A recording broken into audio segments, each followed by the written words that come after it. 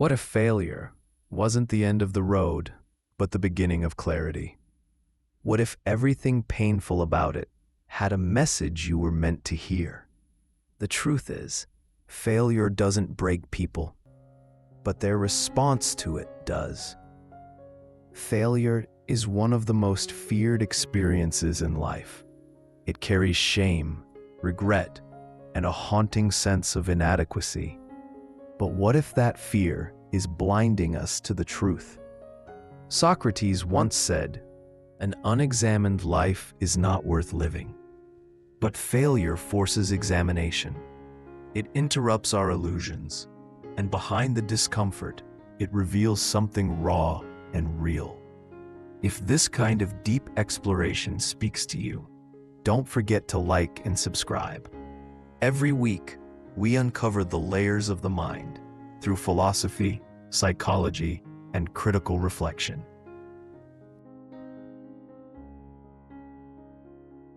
Failure is not just a mistake or a missed opportunity. It's the moment when reality contradicts our expectations, goals, or identity.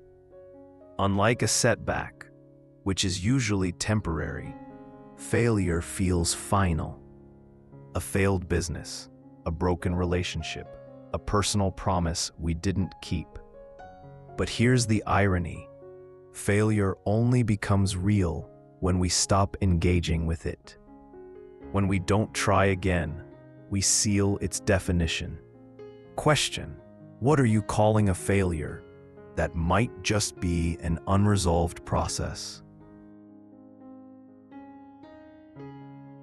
Carl Jung believed that what you resist not only persists, but grows in size. When we fail, we often fall into two dangerous traps. Personalization. I didn't just fail, I am a failure. Our mind fuses the event with our identity. Catastrophizing. I'll never recover from this. We imagine permanent damage when often the effects are temporary. This reaction creates a distorted image of the self, reinforced by shame and silence. Jung also spoke of the shadow, the parts of ourselves we repress. Failure brings those shadows to the surface, not to shame us, but to integrate them. Ask yourself, is my pain from the event or from the story I've told myself about the event? Failure takes many forms, but each one carries a message. Failure in relationships often reveals unhealed wounds, unrealistic expectations, or lack of self-awareness. Failure at work or goals. It may reflect misaligned values, unsustainable ambition, or a fear of success itself. Failure with the self. Not keeping our promises, giving up on routines, procrastinating endlessly. This one stings the most because it confronts us with our internal fragmentation. But here is the insight. Failure always reveals what needs to change or be understood. It's not cruel, it's clarity. Question: which failure in your life keeps replaying in your mind? What might it still be trying to teach you?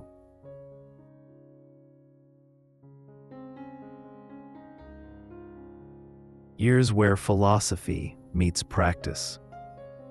Step 1. Accept the pain without judgment. Let yourself feel it, without labeling it as weakness.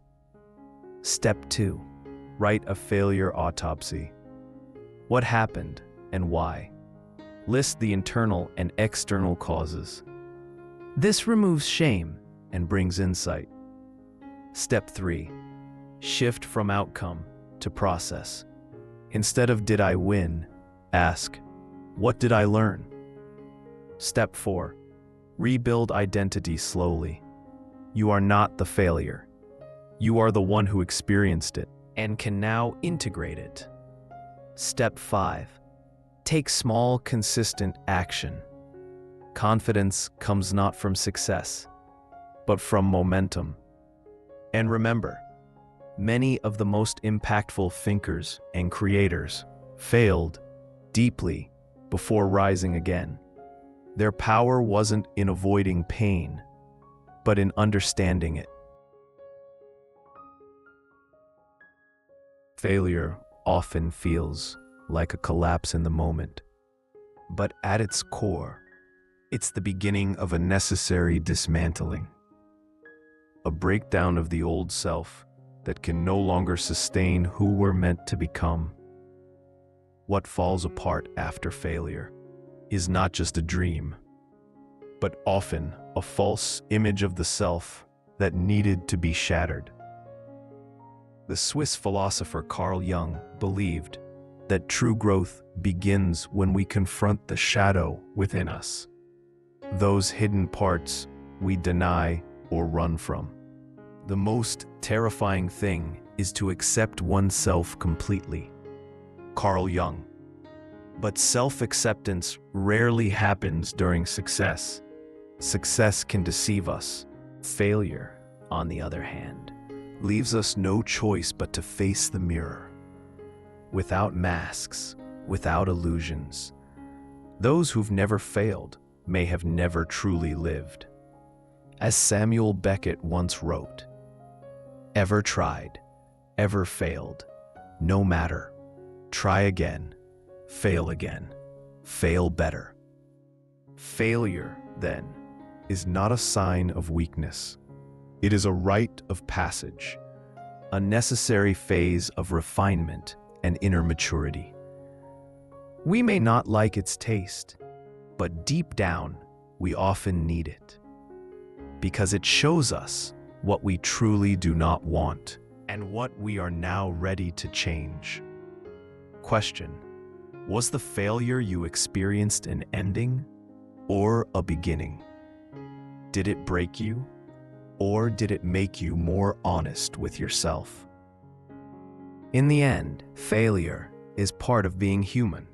To try, to fall, to stand up again.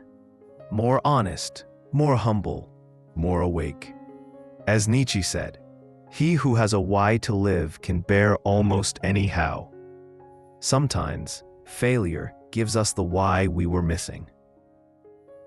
Leave a comment. What's one failure in your life that changed you for the better? And if this helped you see failure differently, subscribe for more. The journey doesn't end here.